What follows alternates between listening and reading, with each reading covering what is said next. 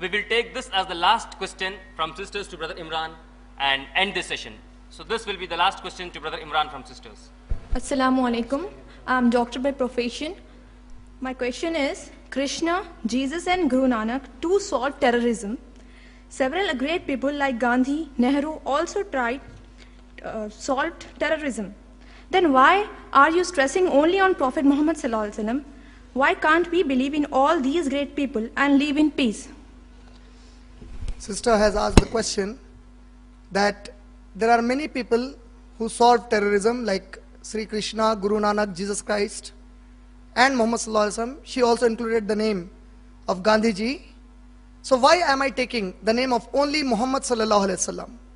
It's very simple to understand it, sister. If I have enough money to purchase the clothes from the Raymond showroom, why will I go to a hawker on the Bandi to purchase clothes? I will purchase Raymonds. Allah subhanahu wa ta'ala said in Surah Ahzab, Surah number 33 and number 21, لَقَدْ كَانَ لَكُمْ فِي رَسُولِ اللَّهِ أُسْوَةٌ حَسَنَةٌ. The best example for mankind is in the messenger of Allah subhanahu wa ta'ala. And when I wanted to take the examples from the Bible is directing me to follow Prophet Muhammad sallallahu alaihi wasallam. When I wanted to read Vedas, the Vedas are directing me to follow Prophet Muhammad sallallahu alaihi wasallam. And about Sri Krishna, I am still in doubt because the authentic sources have not yet claimed that Krishna ever existed. He is a mythology. And when I read Bhagavad Gita, I find in Bhagavad Gita the first 4 chapters, they don't teach peace at all. There are more than 203 verses in the first 4 chapters only that say kill the enemies totally.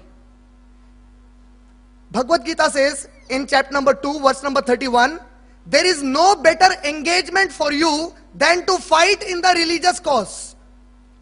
Bhagavad Gita says in chapter number 2 verse number 32 that the Kshatriyas are fortunate that they get the opportunity to fight without they asking for it. Bhagavad Gita says in chapter number 2 verse number 37 that anybody who gets killed in the way fighting for the Almighty God will enter into the heavenly abode. And anybody who survives victoriously will rule and get the booty. The Prophet ﷺ said in Sahih al-Bukhari volume number 4 hadith number 46 that a mujahid, if he is killed in the way of Allah, he will go into the heaven. And if he is victorious, he will get the booty of the world. If you read Bhagavad Gita chapter number 1 verse number 43 to verse number 46, it says fighting. If you read Bhagavad Gita chapter number 2 verse number 50, it says fighting. And Bhagavad Gita chapter number 3 verse number 21, it says to be a good follower, follow the ideal. The ideal of Bhagavad Gita is Sri Krishna. And if I follow Sri Krishna, I cannot make peace at all. I have always to fight. Without interpreting into any way. But if I read the Quran, again, the Quran says it gives you the discipline on the battlefield, which no other scripture or constitution of the world gives. Do you know it gives you a discipline on the battlefield?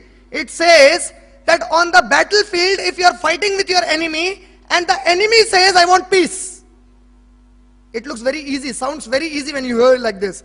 Suppose I am fighting on the battlefield and I have seen a disbeliever, he killed my mother, he killed my father, he killed my brother, he killed my sister, he killed my children, he killed my wives.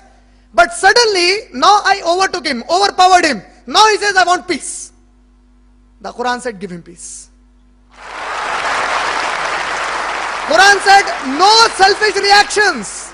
They have been killed, Allah will reward them. For you know you are fighting for the cause of Allah, not for your family. You are fighting for the cause of Allah. He asked for peace. I created him, give him peace. Which no other law book, which no other scripture on the face of the earth can claim like this. Surah Tawbah, Surah number 9 and number 6.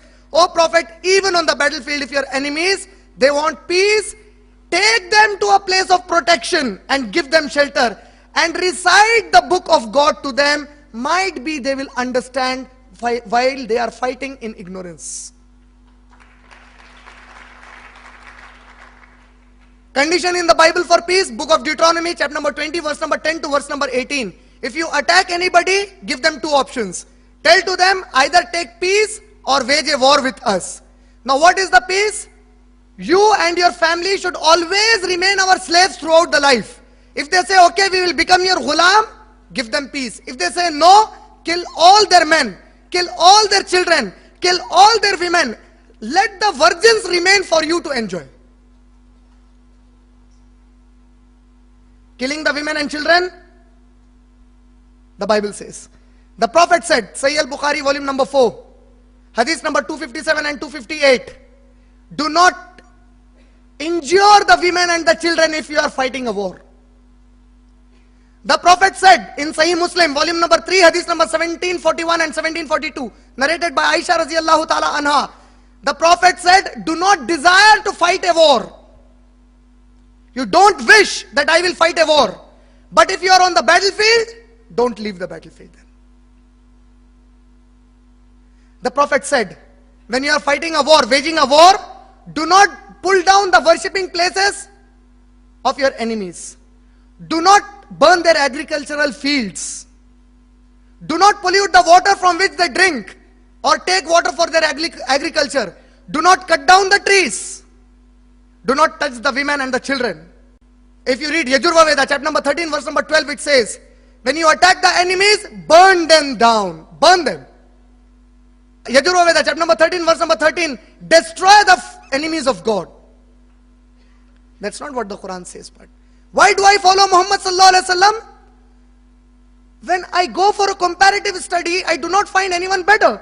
When I find Christ, may peace be upon him, as a character in the Bible, he is contradicting. People call him the Prince of Peace. But when I read Gospel of Matthew, chapter number 10, verse number 34, he says, think not that I am come to spread peace on earth. I am not come to spread peace, but a sword. Christ says in Gospel of Luke, chapter number 12, verse number 49, I have come to cast fire on earth. Christ says in Gospel of Luke, chapter number 12, verse number 53, I have come, 51 to 53, I have come to put a division between a father and the son, between daughter-in-law and the mother-in-law, between the families.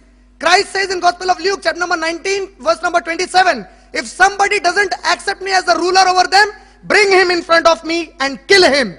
Allah said in the Quran, Surah Baqarah, Surah number 2, ayah number 256, La ikraha fid din, there is no compulsion in religion.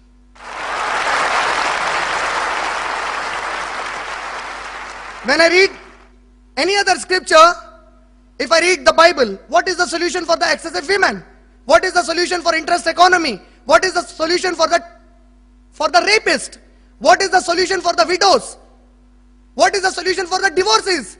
For I say unto you, Gospel of Matthew chapter number 5, anybody who divorces his wife commits adultery, and anybody who marries a divorcee, he too commits adultery. She too commits adultery. What is the solution for all these problems? What is the solution for terrorism of the modern world?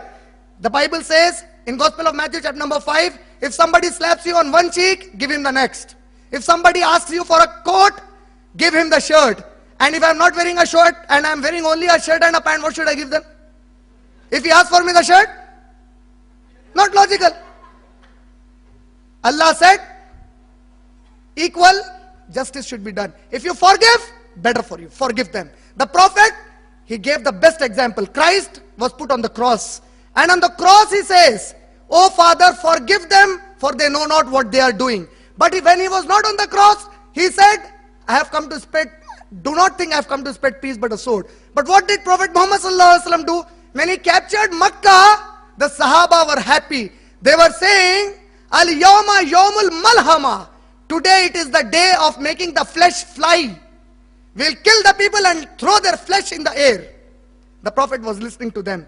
The Prophet said, and what is the Makkan conquer?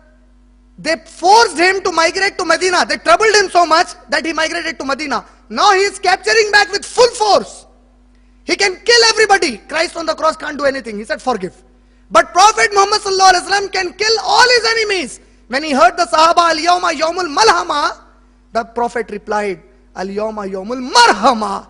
Today is the day of mercy and forgiving for them.